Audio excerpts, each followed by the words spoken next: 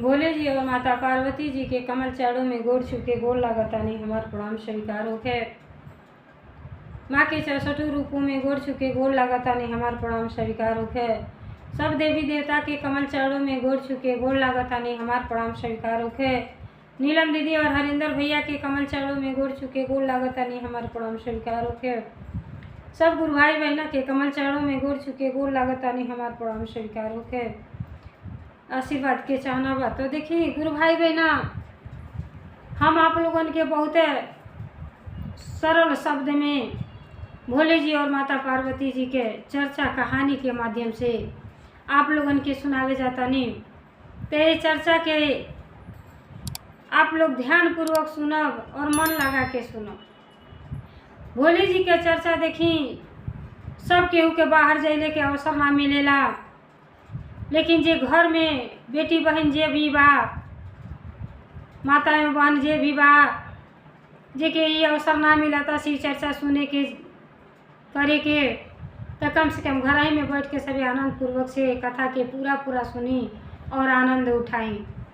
तो देखिए गुरु भाई बहना, कहानी ऐसा नहीं सरल शब्द है कि कहानी के माध्यम से जब भी माता पार्वती जी के मन में कोनो प्रश्न आवेला तो वो भोले जी से यह कहिला कि हमके ये प्रश्न के उत्तर आप बताई। तब खुद के भोले जी कहानी के माध्यम से माता जी के समझौले की कोशिश करेनी। तो कहानी बहुत सरल भाषा है। तो देखिए गुरु भाई बहना, हम बहुत ही सुंदर रोचक कथा कहे जाता नहीं। ये कथा एक परिवार के बा कि सास बहू बाड़ी, लेकिन सास देखी कितना गलत काम कैले बाड़ी। अरे मनुष्य के जीवन पाके कम से कम कुछ अच्छा करें कि अपने घर परिवार में आनंद खुशी से रहें और बच्चन की खुशी से रहे दें। अब गरीब घर के बेचारी बहू आयल रहेली, लेकिन बहू के अंदर जौन गुड़ रहेला वो केहू पैसा रुपया से ना खरीद पाई। वो भोले जी के शिष्या रहेली, भक्ति भाव बहुते जानेली, माई बाप बहुते गरीब रहना, लेकिन गरीबता के नाते दान दहेज ना देले रहना। तो सास प्रताड़ित करेली और देखी जीते जी पतोहे के ले जाके पुले पर से पानी में ढकेल देली। लेकिन माता जी साक्षात आके कैसे उनके बचा ले लेवानी। तो भक्ति भाव में तो बड़ा शक्ति होला। तो कथा के आप सभी पूरा सुनब तब आप सभी के आनंद आई। और हमार कथा अगर आप लोगन की अच्छा लगी तो कमेंट में भोले जी और माता पार्वती जी के नाम जरूर सभी लिखो, ताकि आशीर्वाद मुहे के आप सभी के दी। और जे हमारे चैनल पर नया हुई वो हमारे विधाता ज्ञान चैनल के सब्सक्राइब कर दी। तो देखिए आई जा वहीं जा सभी कथा सुने करते रेडी हो जाए जा। एक गांव में एक परमपिता परमेश्वर माता पार्वती जी के सेविका रहली। पति पत्नी दोनों जनी बड़ा भक्ति भाव करत रहे लो, बहुते गरीब रहे लो। अपन कर्म करके कैसो अपन घर के पेट पालन करे अपने बच्चन के। एक्स्ट्रा कौनो धन दौलत उनके पास नहीं रहल। लेकिन जनता वाणी जब वह मनुष्य के ज्ञान हो जा, जब वो लोग मनुष्य के शरीर पा के बहुते धन्य रहल, बड़ा खुशहाल रहल लोग, भले झोपड़ी में रहत रहल लोग, लेकिन दिल में बहुते प्रेम रहे। अब बेचारी बड़े सवेरे उठ के अपन शुभ मुहूर्त में देखी उठल बहुते जरूरी होला। काम भी सह देला। अगर 1 घंटा पहले उठी तो अपने करतीन भी 2-4 मिनट निकाल सकेली। उतना ही अगर 8 बजे उठी तो कौनो काम आपके सही से ना हो पावला। हड़बड़ी में तो गड़बड़ी हो खई के। तो वो बेचारी सवेरे उठे, अपन मजूरी धतूरी करे गए, सवेरे उठ के अपन नहा धो के भक्ति भाव कर लें, भोले जी के पूजा पाठ को के अपन बेचारी मेहनत मजदूरी करें, वही से अपन जीवन यापन करें। भोले जी के दया से उनके घर में कन्या के प्राप्ति भइल रहल। 1 गो उनके कन्या रहली। मन में विचार को ले रहली कि धन दौलत बहुत आई और जाई, एको साथे ना जाई। अपने लड़की के बहुते अच्छा गुण देले रहली। जैसे वो 5 साल के भैली और मंदिर में जब भी पूजा करे जा तो अपने लड़की के साथे लेके जा। तो देखी गुरु भाई बहना, बच्चन के साथे जरूर संस्कार देवे के चाही, भक्ति भाव सिखावे के चाही। केहू भी भक्त भइल बा तो बुढ़ापा में केहू ना भक्ति कैले बा। आप देख ली भक्त प्रहलाद के, मीराबाई के देख ली, जे भी भक्त भइल बा उ सब शुरुए से भक्ति कैले बा।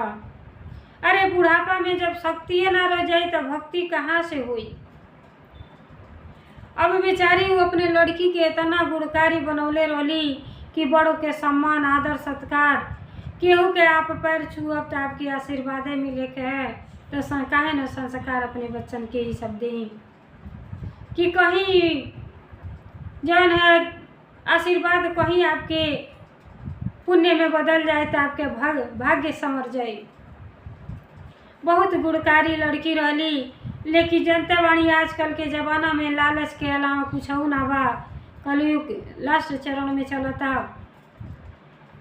अब बेचारा जब अपने लड़की बियाह योग्य हो गई तो लगने जब बियाह खोजे तो जौने घर में जाता उन्हें घर में सब दहेजवे मांगे। लेकिन बेचारा कहे कि देखी हमरे पास दहेज तना बा, लेकिन हमरे लड़की के रौरे घरे डोली आई फिर अर्थिए जाई। हमार लड़की सम्मानित बड़ी, कबो रिसिया के हमरे घर में ना आई हैं। आपके हर बात के पालन करिए। जहाँ भी विवाह खोजे जहाँ बेचारा ये शब्द कहें। लेकिन लड़की बहुत सुंदर सुशील रहली। अरे जे बड़ा सौभाग्यशाली होला ओकरे घर में लड़की के जन्म होला कि वही उन्हीं के शरीर से मनई दान पुण्य कर लेला, अपने जीवन के धन्य बना लेला। नहीं तो लालच केहू के छोड़ले ना बहुत, और केहू अगर 10 पैसा मांगे तो केहू ना दे। लेकिन जब देखी बेटियों देला और धन दौलत सम्मान के साथ दे के विदाई करला, जब तक लड़की रहली तबले लड़की न करती सब मरेला कि हम अपने लड़की के का दे दी। तो मांगने के तो जरूरते ना पड़ेला। माई दादा भी धन्य हो जाना। एगो कन्यादान न 100 बाछी के दान सब बराबर है। अब बेचारा खोजत खोजत गए ना तो एगो लड़का मिलिट्री में रहत रहना, घर दुआर त ना रहल, एकेगो भाई बहन रहला और माई रहली। लेकिन भक्ति भाव कुछ ना सब जानत रहना, एकदम गंवार रहना। लेकिन सोचना कि लड़का नौकरी करते तो विवाह कर देबा तो हमारे लड़की के गुजर हो जाए। केहू ना चाहेला कि हमार लड़की कोनो ऐसने खानदान में घर में रहे कि लड़की के दुख होके। अब जब गई ना तो रिश्ता तब तय कर दिया ना, और बेचारी के विवाह हो गई। जब घर में गईली तो सबकर आदर सत्कार सम्मान करें। पहला काम उनकर सम्मानित रहल कि हम सेवा भाव करें कि पुण्य के चक्कर में रहे कि मनुष्य के जन्म पौले बाणी तो कुछ पुण्य कमाई ले ना जानी, फिर ये मनुष्य के शरीर मिली या ना मिली। तब बेचारी बहुत ज्ञानी रहली आ बहुत सुशील रहली, घर परिवार के बहुत अच्छा से सबके सेवा भाव करत रहली। लेकिन जनता वाणी जकरे ज्ञान ना रही, अज्ञानता रही तो कितनो अच्छा चीज रही अच्छा दिखी नहीं। अब जब उनका पति के लेटर आ गए, चल गए ना, बाहर रहत रहना, अब बहू जो ना घरे रहत रहली।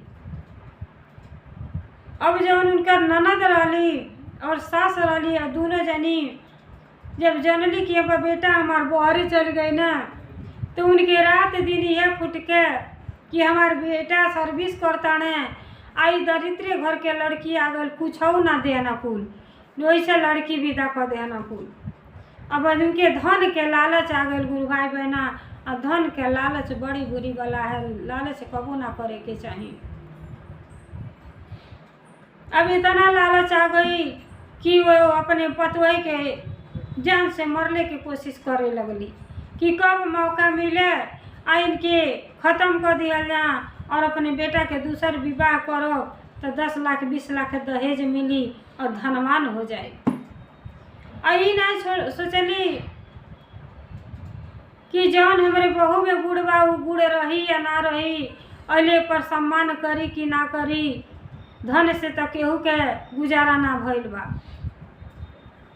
अब जैसे बेटा के जनली कि अब बहरे चल गए बाड़े, अब लगली पतोहे के शासत करे, अब पतोहे बेचारी कुछऊ ना कहे। यहाँ तक कि अपने माई बाप से कबो शिकायत ना करें कि हमार सास ऐसी बाड़ी, ननद ऐसी बाड़ी। अब एक दिन लोग का कहिल, बेचारी के खाना बना के अली या जबले सास ननद खा ना अला तबले कुछ मुँहे में ना डारें। बेचारी अपन हिस्सा चाय बना के रखले रहली या सोचली सास ननद खा लिए तब चाय अपन पियब। अब लोगन के खाना परोस के और ले ली देवे के खाना पानी, तौले नंदिए के तो ढेर हाथ रहे। नंदी के ऐसा अपने माई के भड़का देली कि ये माई एके जल्दी से जल्दी एके ख़त्म कर दिहल जाए, अब भैया के दूसर बियाह कल जाई तो बहुते दहेज मिली, बिना मुँह मांगल दहेज मिली। हमार भैया तो वैसे सरकारी सर्विस करता हूँ, मिलिट्री में बना। अब का कोई चाहे में नशेली दवाई डाल देली, और बेचारी जैसे खाना वाना परोस के गईली चाय पिए, और चाय पिए तो बेचारी बेहोश हो गईली। जब बेहोश हो गईली तो देखी गुरु भाई बहना, एक औरत के न समझ पावे तो ये जीवन बेकार बा। अब का कैली, सास और ननद दोनों मिल के एक और ननद गोड़ पकड़ ली, मुड़ी और तमन सास पकड़ ली और कहली झट दे इनके ठिकाने लगा दिया जा। अब विचार बनाई ले कि इनके मार देवे के है, तो उनके अच्छा चीज भी बुरा लगे लगल। अब दोनों जनी टंगली और टांग के ले गई, थोड़ा दूर पर नदी रहल, अब पुले पर से ले जाके जब नदी में फेंक ताड़ी, और सब चीज कैलाश पर्वत पर से भोले जी और माता पार्वती जी सब कुछ देखतानी कि ई घोर कलयुग छा गइल बा कि एक अपने माँ हो के अपने बहू और बेटी के बारे में न सोच सके तो जीवन माँ बनल बेकार बा। और माता पार्वती जी के आंख में आंसू आ गए कि इतना शिव भक्त उ लड़की और लड़की के ससुरा में इतना दुर्दशा हो रहल बा। अब सब देखो तनी कि टांग के सब ले जातड़ी, कहते अरे माई ले चल, जल्दी ले चले के हटाओ नहीं तो केहू देख जाई तो कहीं कहाँ खुल जाताड़ी। अब ले जाके जैसे पुले पर से फेंको ताड़ी, तैसे माता पार्वती जी अपने हाथ में आके उनके रोक ले ताड़ी मैया। एक माई ऊ कैसन बाणी की पूरा सृष्टि के रचयिता माई और पिताजी के बखान बतियोते रह जाए, लेकिन वो खत्म ना होई। माई के तो वैसन होखे के चाही। अब माई तनी के एक विलम्ब ना कहली, और जैसे ही लोग पुले पर से फेंकल लोग वैसे माई आके नीचे गंगा मैया के रूप धारण करके अपने गोद में ले लेहनी।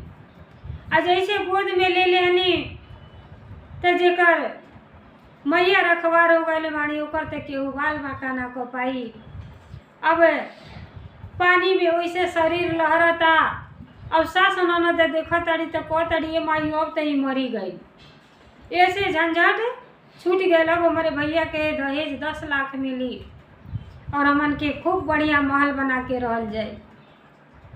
तले 2-4 ठो आदमी आवत रहना, गोड़ खड़खड़ाइल तो कहताड़ी अरे भागो सो दोनों जनी भाग चले के, नहीं तो लगता भाई सवार आवता ना देख जाइए तो बड़ा जुलूम हो जाई। अब जब सास ननद रहली दोनों घरे भागे अली। जब घरे भाग के अली तो देखी औरतन के तिरिया चरित्र केहू ना जानी, मुँहे पे कुछ और कहिए अन्य कुछ और कहिए, घर के ऐसा कर दिए कि कहल जाला कि खेतों बटाता खरिहनों बटाता और धन दौलत के साथ माई बाप भी बांटी जाता ना। अब वो बेटी ऐसा घर में लगा देली कि कह तड़ी कि ये माई अब भैया लगे फोन लगा दे कि उ तो बहुत बच्चलन रहल, जैसे तू बाहर गईला उ घर छोड़ के ना जानी कहाँ भाग गई। और झूठ मूठ में फोन लगा के और बेटा से कहती अड़ी कि तुहार तो औरत ना जानी कहाँ चल गई, जैसे तू मर गईला अब हमन के बाबू खोजत खोजत परेशान हो गईनी आ कोई पता नहीं था। तो जैसे तो के छुट्टी मिले घर आ जा बाबू। अब बहनिया कहती हाँ भैया, माई के रो रो के बुरा हाल बा, अब तुहार औरत ना जाने कहाँ चल गईली, तो जैसे छुट्टी मिले घरे आ जा भैया। कहला ठीक बा बहन। अब ये केहू ना जाना था कि माई हमरे साथे धोखा करी कि पत्नी धोखा करी। अब बेचारा जैसे घरे अइला, जब घरे अइला तब माई अपने चिकनी चिकनी बातें में फंसा देली कि तुहार मेहरारू बहुत गलत रहली, अब घर में से ना जानी कहानी करके चल गई। अब पिताजी के महिमा केहू ना जानी माई के। जैसे ही लोग घरे अली तैसे वो लड़की के होश आ गई। मैया ऐसा जैसे सर पे हाथ फेरली उनके होश आ गई। अब बेचारी पानी में से निकलली आ निकलने के बाद कहतड़ी कि नैहरे तो जा ना सकेली, काहे खातिर सम्मानित रह रहा जे रहेला वो अपने माई बाप के कबो सर नीचे नहीं करेला। कहली कि नैहर में खुशहाल रहे तबे जाए के चाहिए और माई बाप से कबो शिकायत ना करे के चाहिए, तो वह ज्ञान है। आपके बात सब सुन ली, अगल बगल के मन ही सुन लिए, अभियान के आपे के बुराई बतिये हैं, तो घर के बात घर में रह जाता तो सबसे अति उत्तम है। घर के अपने घर के बुराई केहू से ना करे के चाहिए। अब बेचारी घर में से निकल गई, कहताड़ी कि माई बाप के पास जाए तो हमार भाई बाप का सोचिए, जीते जी मर जाइए कि बेटी के ये हाल बा। अब भीख भवन मांग के खा ले, लेकिन अपने मायके कबो ना जाए। अब बेचारी नौजवान जनता बानी, आजकल केहू के दरवाजे पर जब केहू नौजवान आ जाला तो सब ये कहला ऐसा अट्ठा खट्ठा दे बा तुमके मजदूरी करे के चाही, कटोरा लेके भीख मंगते मिली। आऊ तो बेचारी घर में के दुल्हन रहली, हाथ में थरिया लेके आ कोई दिन के खैले ना रहली, भूख लगल रहल। बेचारी ये घरे जाके मांगताड़ी कि ये दीदी ये बहनी हमके तनी सा भोजन करा दी, हमरे भूख बिना चल नहीं जाता। सब के वो अपने दरवाजे से भगा देता कि इतना सुंदर शरीर लेके भीख मांगताड़ू, ढोंग कर रहल बाड़ू, तू कहीं मजदूरी धतूरी करतू तो 500 1500 रोज पातू। कहली हम मजूर नहीं हई, अरे हम मजबूरी बसाइल बाड़ी, हम मजदूर ना हई बहन, हमके केहू दुख और भोजन करा दे। लेकिन जनते वाणी कलयुग में अगर एक भिखमंगा दरवाजे पर आ जाए तो सब दरवाजा पर से भगा दे। एक गरीब नात हित आ जाइए तो सम्मान नहीं केहू करी, लेकिन एगो अमीर आदमी आ जाई सम्मान पे सम्मान होके लगी कि बड़का बड़हन हमें इनके कितना सम्मान कर दे। लेकिन गुरु भाई बहना, अगर आप एक गरीब के भोजन करा देते हैं तो आपके कितना पुण्य मिली आप सोच ना सकते। ओकर रोआ रोआ आशीर्वाद आपके दे, तो वो काम के करी आप सभी। अब बेचारी ये घरे वो घरे मांगा ताड़ी, कुछ नहीं खे मिलत। चलते चलते रास्ता में बेहोश होके गिर पड़ा ताड़ी। तो देखी गुरु भाई बहना, अब वहाँ गिरल बाड़ी बेहोश होके। आई हर जब उनका पति घरे अला तो उनका बरदेखुआ लगल ना गिरे। अरे काहे खातिर कि सरकारी नौकरी करत रहना, और जब बरदेखुआ आए तो चट मंगनी पट बिया हो गई। माई उतावले रहली धन करती, वो कहला कि बिना मांगल हम धन देव, जितना कम उतना दहेज देव, लेकिन अपने लड़का के विवाह तय कर दी। अब लड़का के सोचहू के मौका ना देली। लड़का कहता बे इतना जल्दी कौन बा, लेकिन माई कहता नहीं होई तो होई। अब माई लड़का के बियाह तय कर देली और खूब धूमधाम से दूसर का बियाह कर देली। दुल्हन घर में आ गई। अब जैसे दुल्हन घर में आई तो देखी कौने मुँह से वो सास के गाना निकलता। जब दुल्हन लेके लड़का दुआरी पे आ गए तो बड़े प्यार से परछावन करताड़ी और गाना गा गा के परछावन करताड़ी। नेके चलाए बहू नेके चला ई सासुर के गाली, ने के चला ए बहू ने के चला ई सासुर के गली, ने के चला ए बहू ने के चला जैसे नेले काइनिया वैसे ने के चला, नहीं नेवे सासू नहीं नेवेला मोरे अम्मा के पोसल दहिया नहीं नेवेला। तो देखी गुरु भाई बहना अवता रंग दिखा दे बाड़ी कि बड़ाने घर के बाड़ी देख कैसे झुकी। अब ले आयल बाड़ी दहेज एक साथ बहू, तो देखी बहू के कितना आनंद उठाई है।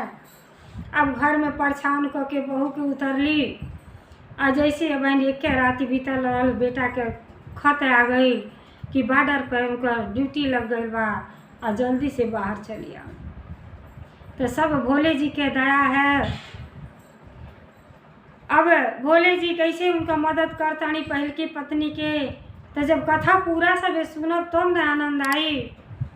अब जैसे बेटा घर में से निकल ताड़ा नौकी बहुरिया गोड़ छान के रोवत ताड़ी कि का इतना जल्दी बा, अब तो कलिए बिया हवैले आज बहरे जाता नहीं, कुछ दिन तय रुक जाए तो जाई। सास कहताड़ी कि अब रोआ धोआ न आ हंस के विदाई करो लड़का के, फिर से छुट्टी मिली तब यहाँ आइन के जाए। तो अब बेचारा कहला जाए के तो पढ़बे करी, नौकरी तो नौकरी होला और घर में से टिफिन लेना पानी लेना अब अपने ड्यूटी पर निकल गई ना। अब जैता कहे न जौन की भोले जी माता पार्वती जौन जी अपने भक्त पर दया कैले बाणी कि कैसे पहले पत्नी से इनका मिलन हो जा, रुक जाता तो मिलन कैसे हो, तो उनका पत्नी रास्ता में गिरल पड़ल बाड़ी।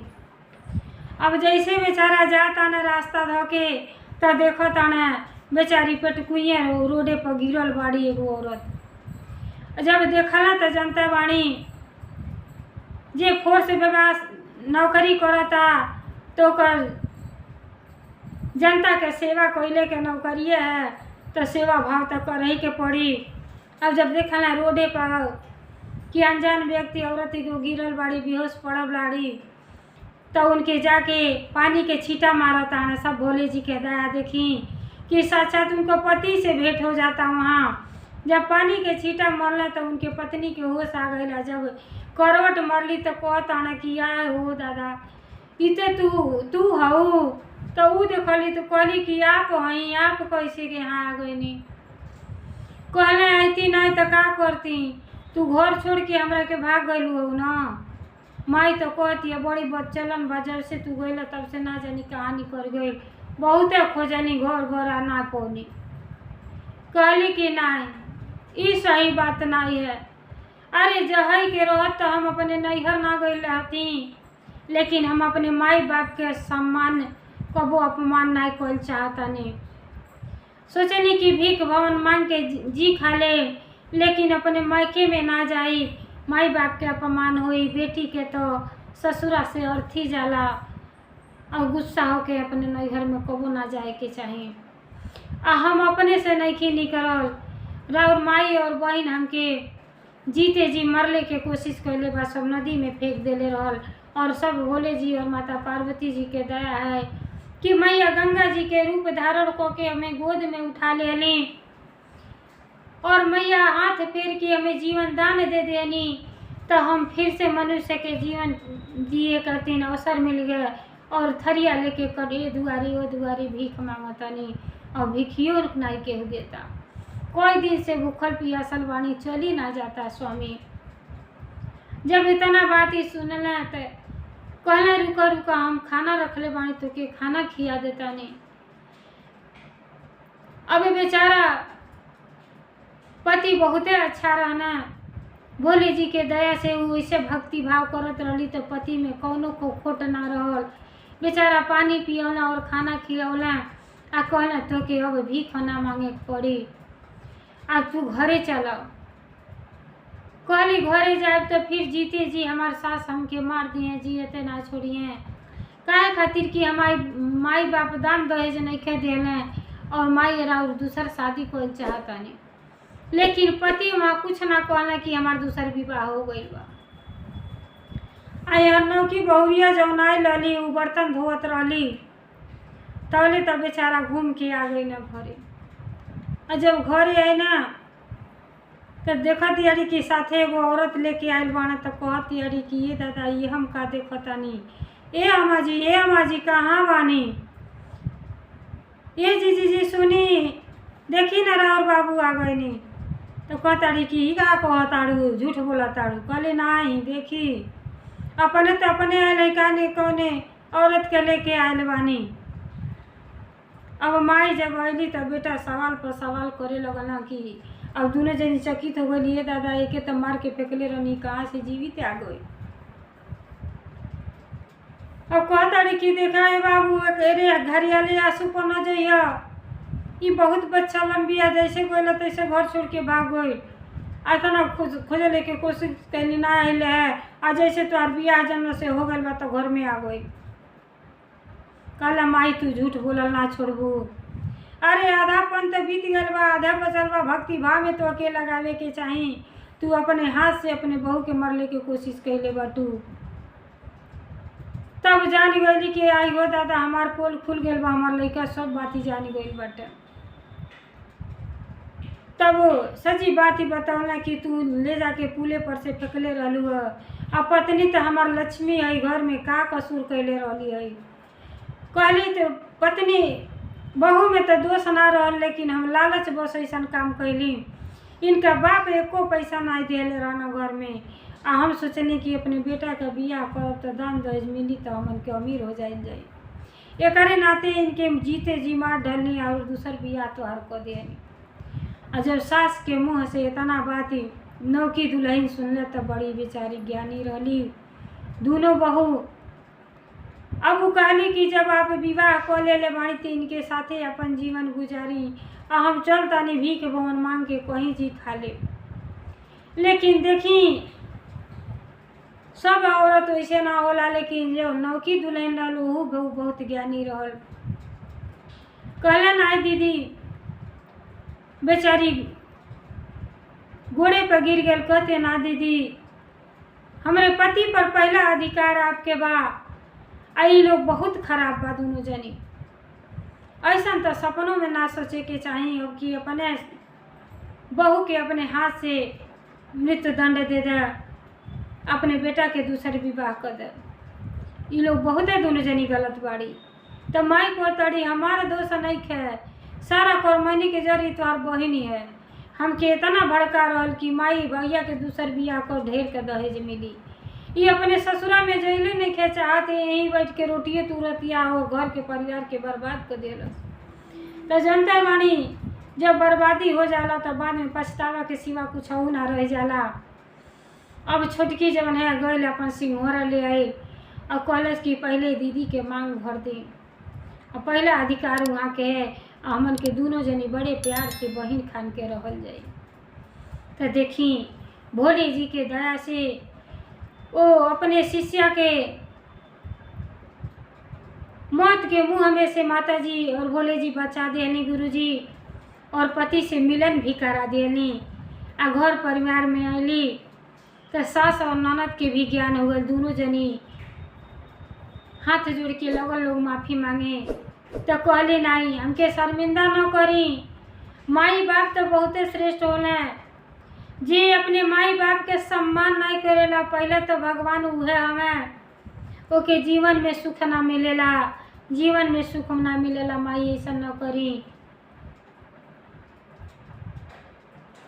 तो कहली कि बेटी हमके माफ़ कर दो, आज से हमनों के भक्ति भाव के लाइन अपना लेल जाई, भोले जी के गुरु बना लेल जाई, अपने जीवन के धन्य बना लेल जाई। बहुते पाप कर लिए बानी, हमार पाप हमार क्षमा करने योग्य नहीं भाई।